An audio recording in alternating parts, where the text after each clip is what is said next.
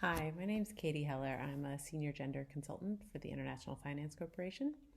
And this lecture will focus on private sector experience, i.e., why and how companies should invest in gender equality in the natural resource sector, and the work that we at the IFC are doing in this space.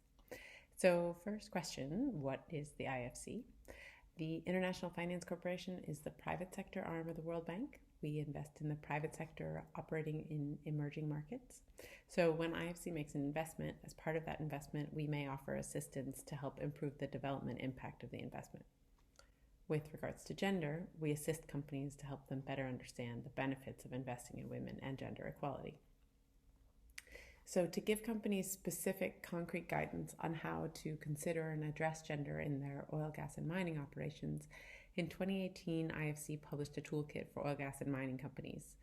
And the toolkit is freely available online on the IFC's ComDev website in 3 languages, and it focuses on giving companies, and particularly gender champions within those companies, the business case for why it makes sense to invest in gender, and then the tools and techniques to help companies capture the benefits that come from investing in gender. So this lecture draws from the toolkit. So our work and the toolkit focus particularly on helping companies to see the benefits of investing in gender equality in the workforce, including employment, leadership, and in gender-based violence, also in supply chain, and also gender equality in community engagement. So we've pulled together data and examples that highlight how increasing equity can actually benefit companies. And so with regards to investing in gender, I guess always the first question is, why invest in gender equality? So for instance, in the workforce, we really focus on the business benefits of increased gender equity in the recruitment, retention, and promotion. Recruiting more women can expand the talent pool and allow companies to hire more locally. Having a more women-friendly workforce can help keep turnover down, reduce training costs, increase productivity and efficiency, improve innovation, and bring in new leadership styles and skills. In the supply chain, data shows that a more gender equitable supply chain can lead to a more stable supply chain and also help keep procurement costs down. And in community engagement, considering women more substantively in community engagement activities can increase social license and reduce friction and potential issues with the community. And reducing instances of gender-based violence is, of course, important so that employees feel safe and welcome at work, but it can also reduce absenteeism and presenteeism, reduce liability, and increase productivity. So what does gender equality investment mean from a cost perspective? If you're going to be a gender champion in your current or future employer, a key point that I'd like you to take away from this is that investing in gender doesn't have to cost much at all. For companies, investing in gender can mean a change in behavior about how they organize and use current resources and processes in a more effective and efficient way, and companies can see big changes with little monetary investment. For companies, investing in gender is not just about spending money on women in the community, but looking at how to address gender relations within the company and in community activities to make a sustainable change and opportunities for longer-term economic and social empowerment, which can have a lasting impact on both women and communities. So investments can be low cost, or the cost can be about changing corporate culture, working with men to make the workforce more gender equitable, and enabling for women. So in that vein, what might investment in gender equity look like, particularly where we're trying to help companies to do more with less? So in terms of the workforce, the first step might be conducting a gender assessment. That would be helping companies to understand the current situation and how employees feel about it. So companies can conduct internal gender audits, pay gap studies, assessments, all of this to understand the numbers. So what is the gender breakdown in employees? What about in promotions and upgrades? What about recruitment? How many women apply for jobs and how many are shortlisted? How many women are on interview and hiring panels, and how diverse are different employment levels? All of these can be about gathering data from HR rather than hugely expensive new surveys and studies, but understanding where things are currently can really make an impact. Recently, we helped a mining company to complement this sort of assessment with a participatory community scorecard process, in which we asked the employees themselves to define what a gender equitable workplace would look like. and then ask them to propose and agree on some actions that could help them make the workplace look more like they wanted it to. So some of these suggestions would have cost a lot of money or would cost a lot of money. For instance, upgrading the on-site clinic to become a hospital that could better support women's needs and particularly maternity issues. But other suggestions were changing the way that employee experience was viewed in the promotions process. That sort of thing could be a no-cost change that could make recruitment easier and would certainly change current employee attitudes. Studies and participatory processes aren't free, but they can be low cost and really high reward if they provide suggestions on how to improve productivity and reduce costs. And the assessment is really the first step to figuring out what else needs to be done. So based on an assessment, companies might choose to institute a suite of trainings, for instance, like a respectful workplace training, or they may choose to look at why women maybe aren't participating in certain types of trainings or upskilling that's already being offered, and figuring out what they would need to do to encourage more women's participation, which could change employee perceptions, also improve skills among workers, and again, can be low cost and huge benefit.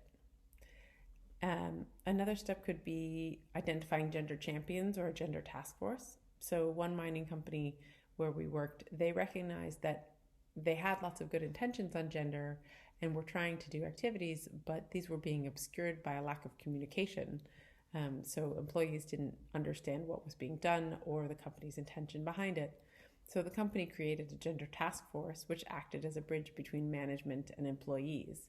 It was no cost, effectively, except for the staff time, but it created a structure to whom employees and management could turn to better communicate. Employees could understand management perspective and activities and vice versa.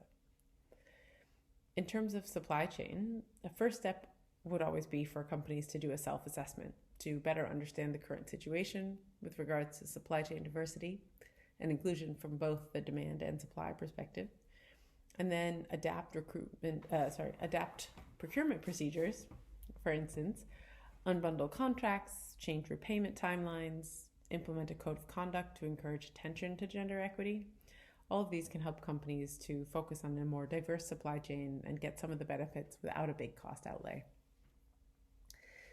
In terms of community engagement, to invest in gender equity and community engagement, again, doesn't have to cost a lot. The key message is really to make sure that all activities consider women's voice and participation.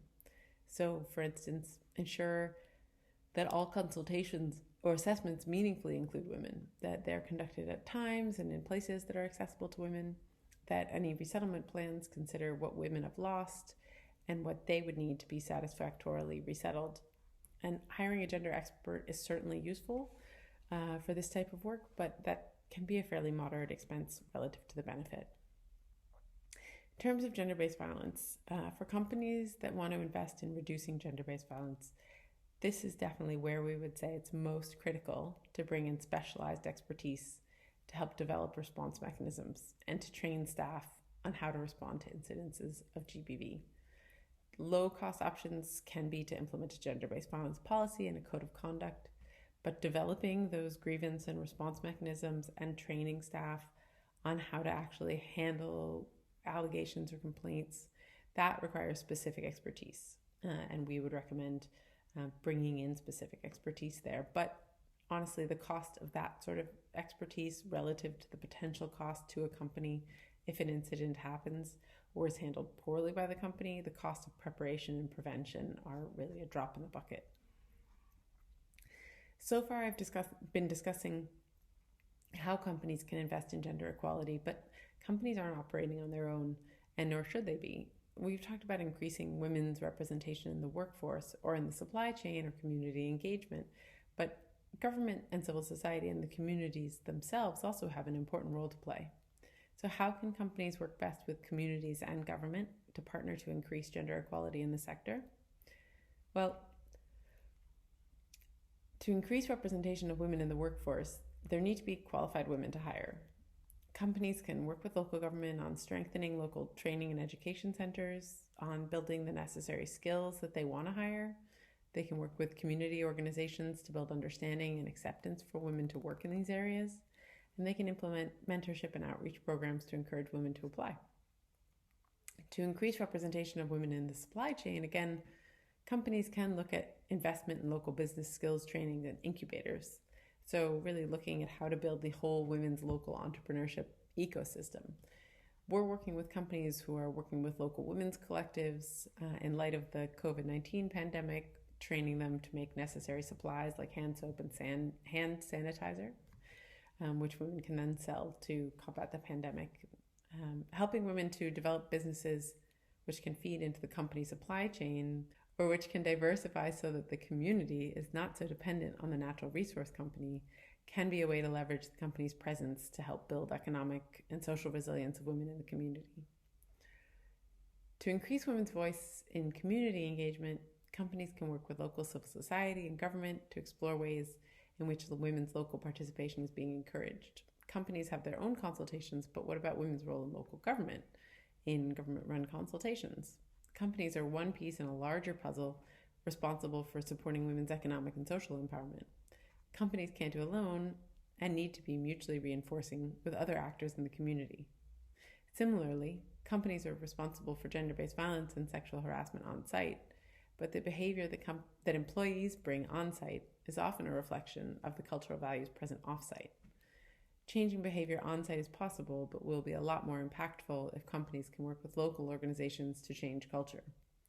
So, for instance, in one mine where I worked, the company was in touch with the local government, health center, and police office so that there was a more coordinated approach to prevention and treatment. These are a few ideas. I hope this has been helpful and useful. Thank you for your attention, and for more resources, please do check out www.comdev.org/gender for more information and tools on gender and mining. Thanks.